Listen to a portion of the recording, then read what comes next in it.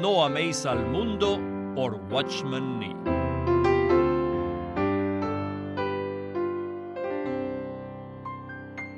Esta grabación de la lectura del texto completo fue producida en el año 2004 por Living Stream Ministry, quien posee el derecho de reproducción. Toda la grabación ni ninguna parte de ella puede ser reproducida o usada para ningún propósito sin autorización previa por escrito de Living Stream Ministry. Prefacio a la edición en audio. En julio de 1938, Watchman Nee viajó de su tierra natal, Shanghai, en la China, a Europa y permaneció allí hasta mayo del año siguiente. Y durante ese tiempo viajó por Europa y dio muchos mensajes de la luz que el Señor le había concedido. El hermano Nee habló estos mensajes en inglés y mucho de lo que dijo están contenidos en libros publicados y editados por la casa editorial de Angus Kinnear, las publicaciones Kingsway.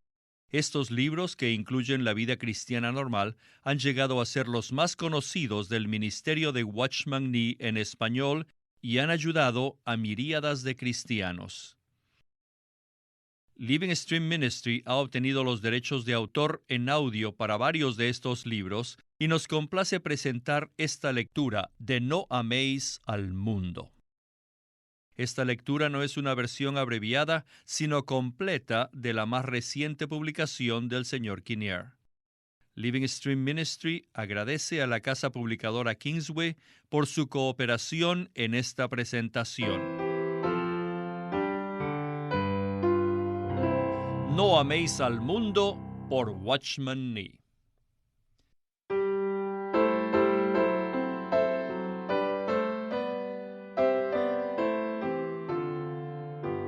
Capítulo 2. La tendencia a apartarse de Dios. Puesto que cada uno de nosotros hemos estado esclavizados al pecado, aceptamos rápidamente que las cosas pecaminosas son satánicas. Pero, ¿creemos que las cosas del mundo también son satánicas? Yo creo que muchos de nosotros aún dudamos de esto. Sin embargo, las Escrituras nos dicen con mucha claridad que el mundo entero yace en el poder del maligno. Satanás sabe perfectamente que, hablando en términos generales, es vano e inútil tratar de engañar a los verdaderos creyentes por medio de cosas que son positivamente pecaminosas. Ellos, por lo general, se darán cuenta del peligro y lo eludirán a él. Por eso, Satanás se ha ingeniado una red seductora que ha tejido con tal habilidad que atrapa hasta los hombres más inocentes. Nosotros huimos de los deseos pecaminosos con toda razón, pero cuando se trata de cosas que parecen tan inocuas como la ciencia, el arte y la educación, perdemos nuestro sentido de valores con mucha facilidad y caemos presa de su seducción. Sin embargo, la sentencia del juicio de nuestro Señor implica claramente que todo aquello que constituye el mundo está en desacuerdo con el propósito de Dios. Cuando Él dijo, ahora es el juicio de este mundo, en Juan 12:31, esas palabras implican claramente la condenación de todo lo que forma parte del cosmos, y nunca se habrían pronunciado si en realidad no hubiese sido algo radicalmente fuera de línea. Aún más, Jesús prosigue diciendo, ahora el príncipe de este mundo será echado fuera. Aquí Él no está enfatizando la relación íntima entre Satanás y el sistema del mundo, sino el hecho de que la condenación del mundo está ligada a la de Satanás. Reconocemos nosotros que Satanás hoy día es el príncipe de la educación, de la ciencia, de la cultura y de las artes, y que éstas están igualmente condenadas con él. Reconocemos que él es, en efecto, el amo de todas las cosas juntas que forman el sistema del mundo.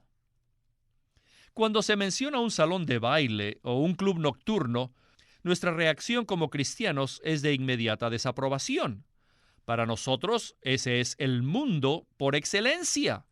Sin embargo, cuando nos vamos al otro extremo y discutimos acerca de la ciencia médica o del servicio social, quizás no haya ninguna reacción. Estas cosas reciben nuestra aprobación tácita y tal vez nuestro apoyo entusiasta también. En medio de estos dos extremos hay una variedad muy amplia de cosas que varían grandemente en cuanto a la influencia que ejercen para bien o para mal, y no podemos ponernos de acuerdo acerca de dónde trazar una línea exacta. Sin embargo, debemos enfrentar el hecho de que el juicio ya ha sido pronunciado por Dios, no sobre ciertas cosas que han sido seleccionadas y que pertenecen a este mundo, sino sobre todas ellas imparcialmente. Haga la prueba con usted mismo. Si usted se aventura en una de estas áreas aprobadas y de repente alguien le dice, usted está involucrado con el mundo en esa situación, ¿será conmovido? Probablemente no. Se necesita que alguien a quien usted verdaderamente respeta le suplique de una manera directa y le diga, hermano, en esa situación usted se ha involucrado con Satanás. Eso tal vez lo haría titubear un poco antes de hacerlo, ¿no es así? ¿Cómo se sentiría si alguien le dijera, usted se ha involucrado con la educación, o usted se ha involucrado con la ciencia médica, o usted se ha involucrado con el comercio? ¿Cree usted que reaccionaría con la misma cautela como si esa persona le hubiera dicho, usted se ha involucrado con el demonio? Si verdaderamente nosotros creemos que cuando entramos en contacto con cualquiera de estas cosas que constituyen el mundo, estamos tocando al príncipe de este mundo, entonces sentiremos la seria gravedad de habernos involucrado con ello, e invariablemente no podremos evitar ser conmovidos. El mundo entero yace en el poder del maligno.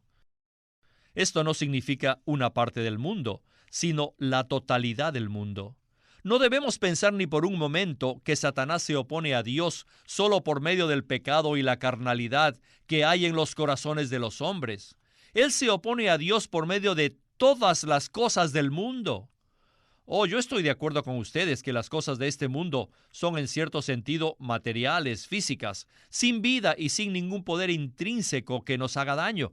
Sin embargo, aún eso debería sugerirnos que esas cosas se resisten al propósito de Dios, como ciertamente es todo aquello que carece del toque de la vida divina.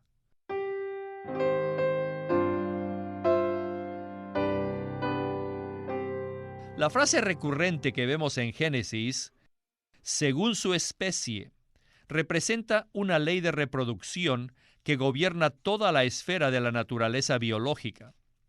Sin embargo, esta no gobierna en la esfera del espíritu. Es posible que los padres humanos puedan engendrar hijos de su misma especie, generación tras generación. Pero una cosa sí es cierta, los cristianos no pueden engendrar cristianos.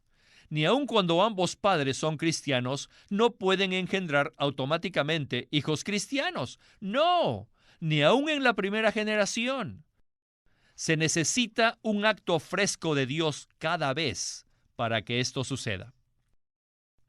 Este principio, sin duda, es aplicable más extensamente en los asuntos de la humanidad. Todo lo que pertenece a la naturaleza humana continúa de manera espontánea, mientras que todo lo que pertenece a Dios continúa siempre y cuando continúe el trabajo de Dios. El mundo es todo aquello que incluye todo lo que pueda continuar independientemente de la actividad divina. Esto es, que puede continuar por sí misma, sin necesidad de actos específicos de Dios para mantener su frescura. El mundo y todo lo que pertenece al mundo hace esto de manera natural. Es su naturaleza, y al hacerlo se mueve en la dirección contraria a la voluntad de Dios. Tratemos de ilustrar este hecho por medio de las Escrituras y de las experiencias cristianas. Tomemos primero el área de la ciencia política. La historia de Israel en el Antiguo Testamento nos muestra un ejemplo de una nación altamente privilegiada, como también nos muestra su gobierno. Se nos dice que el pueblo de Israel quería tener cierta relación con las naciones alrededor de ellos, y por eso, en su corazón, anhelaron tener un rey. Vamos a dejar de lado por un momento la manera en que Saúl fue elegido y avancemos al punto donde Dios les dio al rey que ellos habían elegido y quien establecería el reino bajo la dirección de Dios. A pesar de que esto fue claramente hecho por Dios, la tendencia natural del reino demostró ser como las naciones y se apartó de Dios. Puesto que un reino es algo mundano, al tratar de guardar las cosas del mundo, tiende a entrar en conflicto con el propósito divino. Cuando en cualquier lugar del mundo se deje un gobierno a sí mismo, éste seguirá su curso natural, el cual es apartarse de Dios más y más. Aunque el pueblo de Israel era la nación escogida por Dios, el reinado de Saúl funcionó igual que la política nacional secular. Cada vez que Dios descontinuó sus actos específicos a nombre de su pueblo, el reino de Israel se desvió a una alineación política idólatra. Es cierto que hubo algunos recobros, pero cada uno estuvo marcado por una intervención divina definida. Y sin tal intervención, la tendencia era ir siempre cuesta abajo. Realmente casi no nos sorprendería saber que esto mismo es cierto en el campo del comercio. No puedo pensar en ninguna área donde exista tanta tentación a la deshonestidad y a la corrupción como el comercio. Todos nosotros conocemos algo de esto. Todos sabemos lo difícil que es permanecer en la senda recta y conducir honestamente los asuntos en el mundo tan competitivo del comercio. Muchos dirían que es imposible, y ciertamente para hacerlo se necesita una vida entregada a Dios de manera especial. Podemos recordar que el Señor Jesús contrasta a dos hombres, uno que ganó todo el mundo, pero perdió la vida de su alma, y el otro, un comerciante que vendió todo lo que tenía para comprar una perla de gran valor. Jesús comparó el reino de los cielos con el último de ellos. Frecuentemente, el Espíritu de Dios ha movido a hombres de negocios a hacer lo que hizo el negociante de Mateo. No son pocas las firmas de negocios muy conocidas cuyas ganancias han sido entregadas para fines divinos, en la propagación del Evangelio y otras cosas. Estoy pensando en una empresa que al principio de su historia fue creada por un hombre de negocios que temía a Dios. Por cierto, el temor de Dios es una cualidad que solo puede existir si es que es sostenida desde el cielo. Pero el negocio y su organización eficiente, que ella misma crea, puede hacer que el negocio se autoperpetúe. En la primera generación de la historia de esta empresa, la vida divina fluía a través de su fundador, de tal manera que la sostenía firmemente bajo la autoridad de Dios, lo suficiente para que no fuese una preocupación mundana. Pero con la segunda generación desapareció esa restricción y, como era de esperarse, la empresa gravitó automáticamente al sistema del mundo. El temor de Dios había desaparecido, pero la compañía en sí todavía es próspera.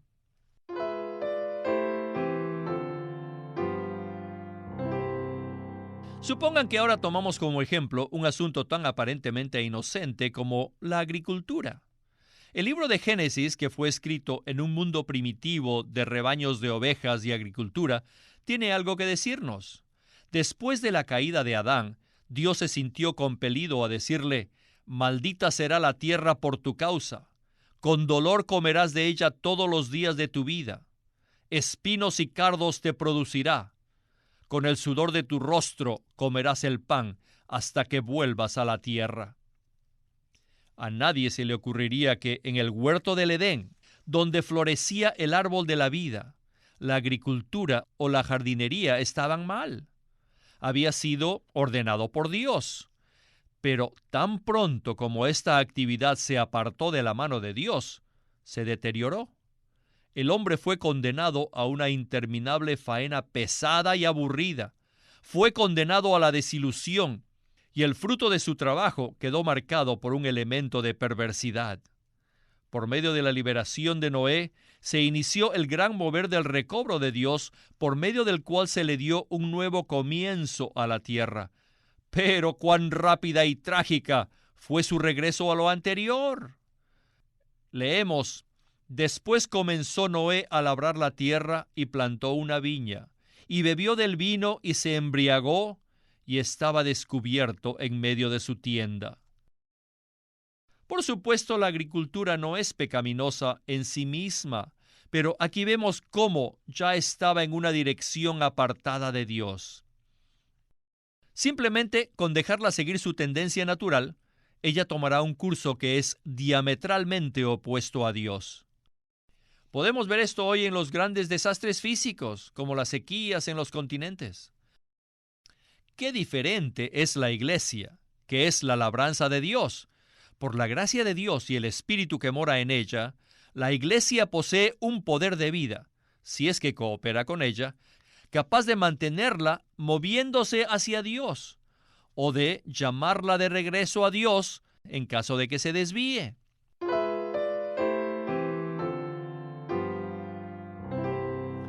Cuando hablamos de la educación, tanto la Biblia como la experiencia tienen algo que decirnos.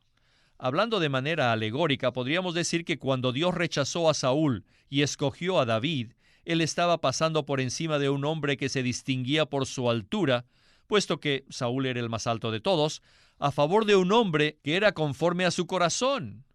Hombres tales como José, Moisés y Daniel, cuya sabiduría fue usada por Dios públicamente, cada uno había recibido de parte de Dios el entendimiento que necesitaban.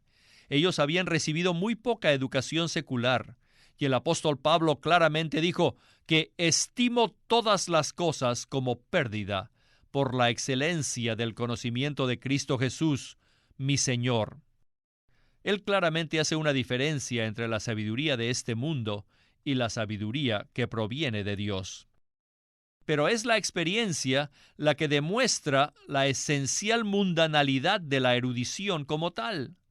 La mayoría de las universidades históricas occidentales fueron fundadas por hombres cristianos que tenían el deseo de proveer a sus contemporáneos con una buena educación bajo la influencia cristiana. Mientras los fundadores estuvieron vivos, el nivel de aquellas fundaciones era elevado, debido a que estos hombres introducían un verdadero contenido espiritual en ellas.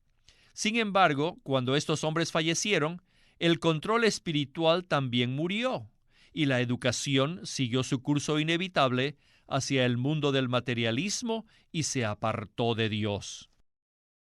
En algunos casos es posible que esto se haya demorado mucho, ya que las tradiciones religiosas son difíciles de terminar, pero la tendencia siempre ha sido muy obvia y finalmente ahora todas han acabado cumpliendo con su destino.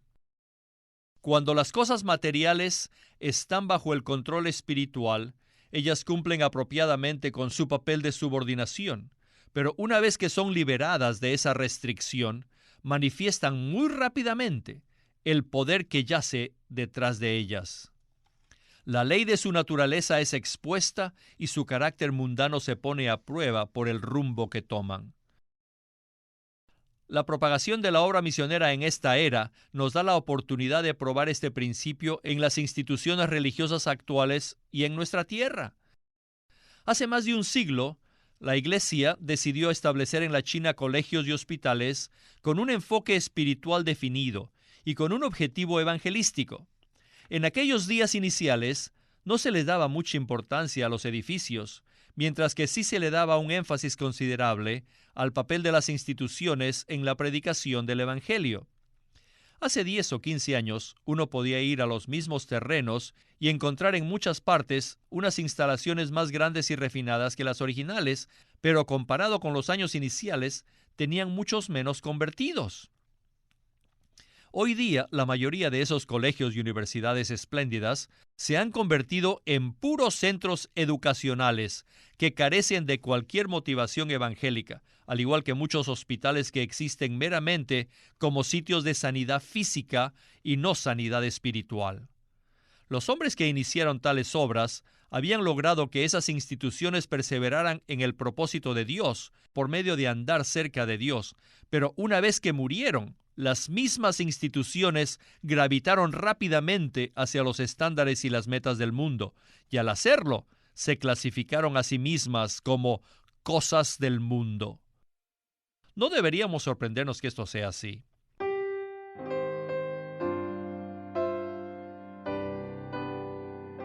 En los primeros capítulos del libro de los Hechos, leemos que en la iglesia primitiva ocurrió algo que hizo que la iglesia instituyera una ayuda a los santos más necesitados.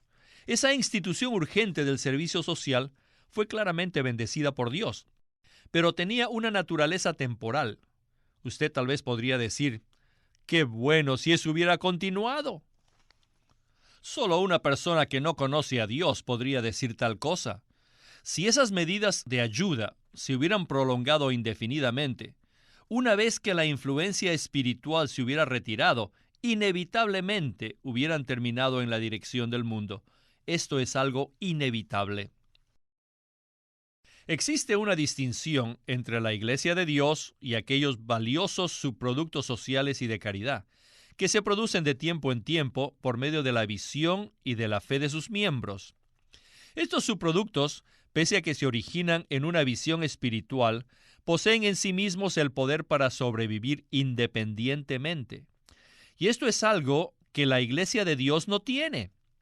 Estas son obras que pueden ser iniciadas por medio de la fe de los hijos de Dios, pero una vez que se les muestra el camino y el nivel profesional expuesto apropiadamente, rápidamente pueden ser sostenidas o imitadas por el hombre del mundo, muy apartados de aquella fe que la inició. Permítame repetirles que la Iglesia de Dios nunca cesa de ser dependiente de la vida de Dios para mantenerse. Imagínense una iglesia viviente en alguna ciudad hoy día que tenga comunión, oración y el testimonio del Evangelio, y que tenga muchos hogares y centros de actividad espiritual. ¿Qué podremos hallar unos años después?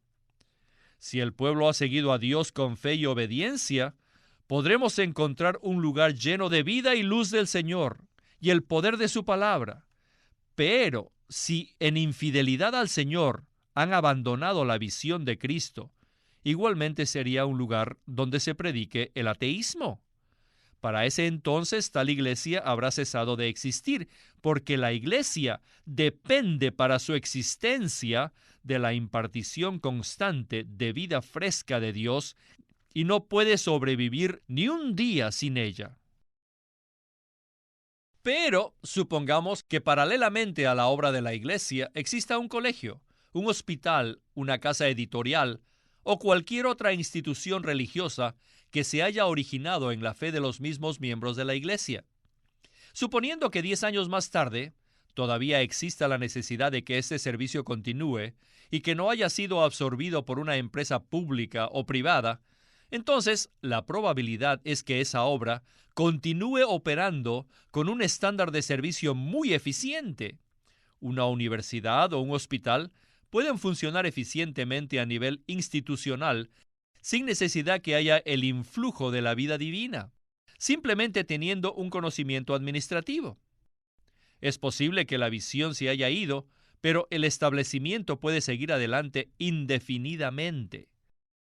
De hecho, ha llegado a ser una institución tan mundana como todas las demás que se pueden sostener aparte de la vida de Dios.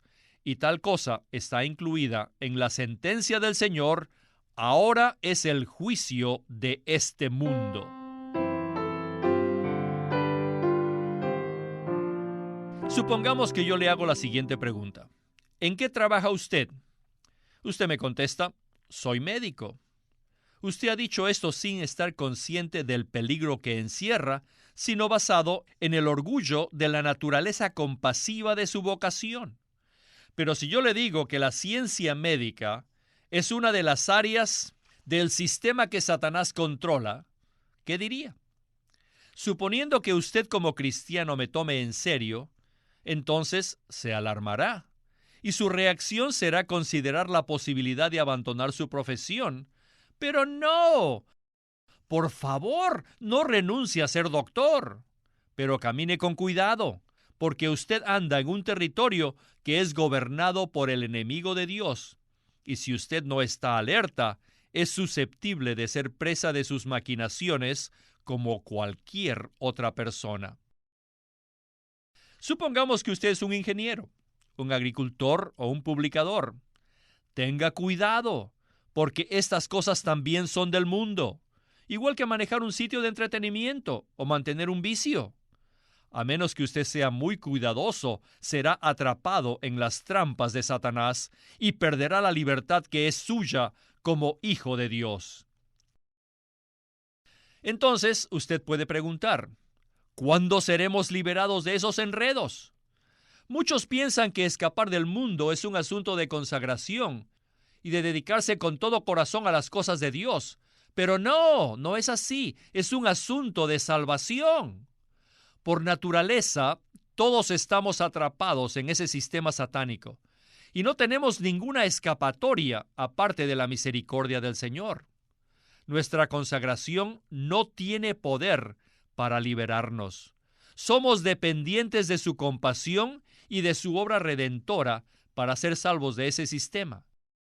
El Señor es capaz de hacerlo y la manera como lo hace será el tema de nuestro próximo capítulo.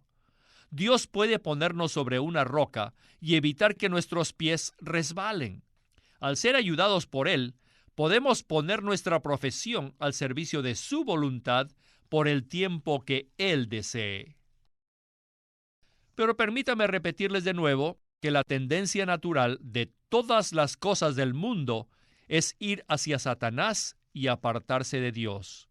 Es posible que algunas de esas obras hayan sido puestas en marcha por hombres del Espíritu, con la meta de que vayan a Dios, pero tan pronto se remueve la restricción de la vida divina en ellas, automáticamente se desvían y toman otra dirección. Sin duda, los ojos de Satanás están puestos en el fin del mundo y en la perspectiva de que en ese momento todas las cosas del mundo regresan a él. Las cosas de este mundo se mueven todo el tiempo en esa dirección, y es de esperarse que al final de los tiempos hayan alcanzado esa meta. Cada vez que toquemos cualquier unidad del sistema satánico, debemos recordar esto y hacer una pausa. De otra manera, nos encontraremos ayudando inadvertidamente a construir el reino de Satanás.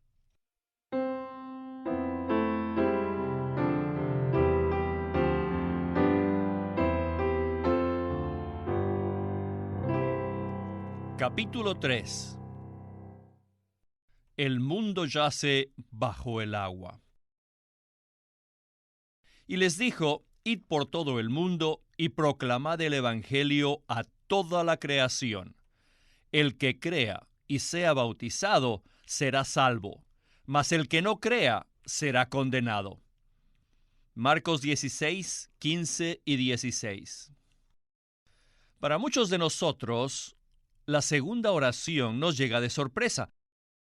Jesús no dijo, el que crea y sea salvo será bautizado. Por el contrario, lo invirtió. Él dijo, el que crea y sea bautizado será salvo. Es muy arriesgado que nosotros cambiemos algo que el Señor dijo por algo que Él no dijo. Todo lo que Él dice es importante y cada palabra lo dice en serio. Si eso es así, entonces es un hecho que con solo tener fe en Él y ser bautizados, somos salvos. Algunos se sorprenderán y dirán, ¿qué significa esto? Por favor, no se sorprendan y no me culpen. Yo no dije eso. Mi Señor lo dijo. Fue Él quien designó el orden. Primero la fe, luego el bautismo y finalmente la salvación. Nosotros no debemos cambiar este orden por la fe, la salvación y el bautismo, aunque es posible que prefiramos que sea así.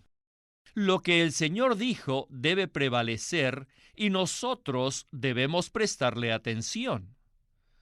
No voy a disculparme por tomar estas palabras de Marcos 16:16 como las auténticas palabras de Jesús, a pesar de que estoy consciente de que algunos críticos las cuestionan. Una vez visité una aldea rural y me topé con un sastre llamado Chen. Él había estado leyendo el Evangelio de Marcos y cuando llegó a este versículo, el cual los críticos afirman que no pertenece a dicho Evangelio, él simplemente creyó y confió en el Señor. Puesto que no había más cristianos en esa aldea, nadie pudo bautizarlo. ¿Qué debía hacer él? Luego leyó el versículo 20. Dios mismo había confirmado su palabra y para Chen eso era suficiente. Así que, en su sencillez, él decidió poner a prueba una de las promesas del versículo 18. Por lo tanto, visitó a algunos vecinos que estaban enfermos. Después de orar, él impuso sus manos sobre ellos en el nombre de Jesús y regresó a casa. Él me dijo que con el tiempo y sin excepción, todos se recuperaron. Esto le produjo satisfacción. Una vez su fe fue confirmada, él continuó laborando silenciosamente en su trabajo de sastre. Cuando me lo encontré, él estaba testificando de su Señor. Si él podía tomar la palabra de Dios seriamente, ¿no debo yo hacer lo mismo? Repito de nuevo, el que crea y sea bautizado será salvo. Usted puede exclamar, ¿pretende decirme que usted cree en la regeneración bautismal? Ciertamente que no. El Señor no dijo crean, sean bautizados y nacerán de nuevo. Y puesto que no dijo eso, no tengo necesidad de creer en ello. Sus palabras son, el que crea y sea bautizado será salvo. Por lo tanto, lo que yo creo es en la salvación bautismal. Entonces, naturalmente, surge una pregunta. ¿Qué significa esta frase? ¿Y qué significa cuando Lucas dice, como respuesta a la exhortación de Pedro, sed salvos de esta perversa generación, en Hechos 2:40? Y luego, los que recibieron su palabra fueron bautizados. Para responder esto, primero necesitamos preguntarnos qué quiere decir la palabra salvos. Me temo que tenemos una idea muy equivocada acerca de la salvación. La mayoría de nosotros creemos que la salvación es ser salvos del infierno e ir al cielo, o también que hemos sido salvos de nuestros pecados para vivir desde ese momento en adelante una vida santa. Pero estamos equivocados. En las Escrituras vemos que la salvación va más allá, ya que no solo concierne con el pecado y el infierno, o la santidad y el cielo, sino con algo más. Sabemos que cada don que Dios nos da es para contrarrestar algo maligno que está en contraste con ello. Por ejemplo, Él nos da la justificación porque existe la condenación. Él nos da la vida eterna porque existe la muerte. Él nos ofrece el perdón porque existen los pecados. Entonces, ¿por qué nos da la salvación? La justificación va en contra de la condenación. El cielo contrarresta el infierno y el perdón se relaciona con los pecados. Entonces, ¿con qué se relaciona la salvación? Como veremos, la salvación se relaciona con el cosmos, con el mundo.